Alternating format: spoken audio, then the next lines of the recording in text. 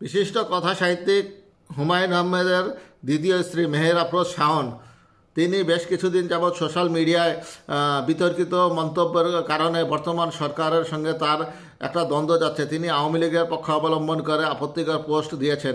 তারই পরিপ্রেক্ষিতে তারই যে বিক্ষুব্ধ ছাত্র জনতারা মেহের আফরোজ শাওনের গ্রামের বাড়িতে আগুন ধরিয়ে দেয়। আজকে অভিনেত্রী ও নির্মাতা মেহের আফরোজ শাওনের গ্রামের বাড়িতে ভাঙচুর ও অগ্নিসংযোগ করেছে বিক্ষুব্ধ ছাত্র জনতা। বৃহস্পতিবার 6 ফেব্রুয়ারি সন্ধ্যা 6টার দিকে জামালপুর সদর উপজেলার নরুন্দি রেলওয়ে স্টেশন সংলগ্ন এলাকায় অবস্থিত বাড়িতে ঘটনা ঘটে। স্থানীয় সূত্র থেকে জানা গেছে বাড়িটি ভাঙচুর চালায় বিক্ষুব্ধরা। এক পর্যায়ে বাড়িটির ভিতর আগুন ধরিয়ে দেওয়া হয়। তাছাড়া বাড়িটির সামনে গান বাজিয়ে উল্লাস করতে দেখা যায়। শাওনের বাবা প্রকৌশলী মোহাম্মদ আলীর ওই বাড়িটি তার পারিবারিক সম্পত্তি। তিনি জামালপুর 4 সদর আসন থেকে দ্বাদশ জাতীয় সংসদ নির্বাচনে আওয়ামী লীগের মনোনয়ন প্রত্যাশী ছিলেন।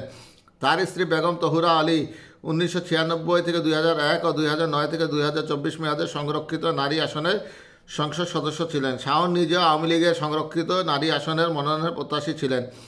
প্রত্যক্ষদর্শী জাহাঙ্গীর আলম জানান, নারুন্দি বাজারে একটি বিক্ষোভ মিছিল বের হওয়ার পর কিছু বিক্ষোভকারী শাওনের বাবার বাড়ির সামনে গিয়ে আগুন ধরিয়ে দেয়। ফায়ার সার্ভিস কর্তৃপক্ষ জানিয়েছে ঘটনাস্থলে পৌঁছে তারা আগুন নিয়ন্ত্রণে আনার চেষ্টা করেছে। তবে ক্ষয়ক্ষতির পরিমাণ ও অগ্নিসংযোগের পিছনের প্রকৃত কারণ এখনও নিশ্চিত করা যায়নি। এ বিষয়ে জামালপুর সদর থানার ইনচার্জ লুৎফর রহমান বলেন, অগ্নিসংযোগের বিষয়টি শুনেছি, তবে এ বিষয়ে কারা জড়িত তা আমরা বলতে পারছি না। আমরা তদন্ত করে পরবর্তীতে জানাবো।